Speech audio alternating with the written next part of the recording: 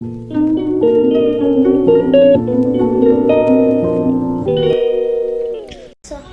मंडळी, तुम्ही कसे आहात? मी पण मस्त, तुम्ही पण मस्त. तर मंडळी, आज आम्ही बनवणार आहे तर चला आपण बनवूया. साबुदाणे वडे बनवते. हे मी सकाळी भिजवले होते साबुदाणे तांदूळ आणि आता चांगले कुरकुरी झाले. मी ते दाखवते. मी तुम्हाला ठेवले ते दाखवते. हे बघा, हे शेंगदाणे थोडं आपल्याला भाजायचं. शॉर्टकट रेसिपी आहे, एकदम शॉर्टकट आहे. हे 4 मिरच्या घेतल्यात तिखट प्रमाणे, का तर मुलांना जादा तिखट आवडत नाही. थोडासा जिरा आणि लसूण आहे. हे सगळं आपल्याला मिक्सरमध्ये हे ग्राइंड करायचे.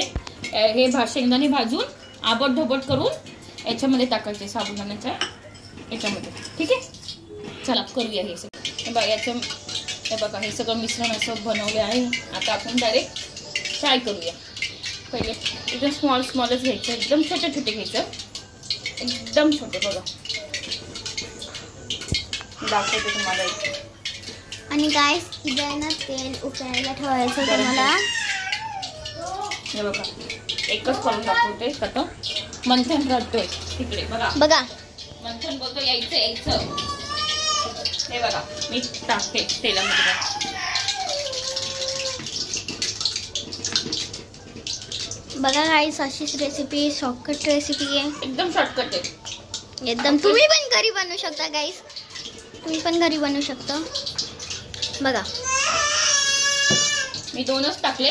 आता मंथन करते. मिशोमध्ये हे डब्बा ऑनलाईन मागवला ना मम्मी, मिशोमध्ये. बघा, याच्यामध्ये मसाला ठेवू शकतो राईस. आहे बघा, पूर्ण मसाला ठेवू शकतो.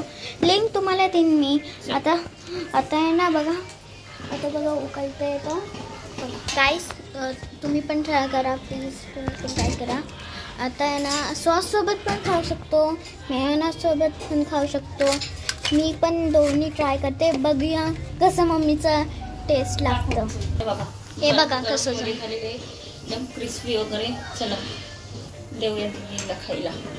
बघा गाइस, ये दिलेला आहे क्रिस्पी मम्मीने बनवलेलं. बघा कसं क्रिस्पी झालेलं आहे. आणि बघा, आणि मम्मीने मला ना स्माइल बनवून दिलेला आहे. बघ, हे आहे मेयोनेज, हे आहे सॉस, तरी स्माइल बनवून दिलेला आहे. आणि चला ट्राय करूया. मी हे पहिलं आहे ना सॉस सोबत खाते. वाव, खूप छान बनवलं आहे, खूप टेस्टी लागतं. सो मंडळी, तुम्हाला कसं वाटलं, चांगलं वाटलं तर like and share and subscribe. आणि नंतर भेटूया. बाय.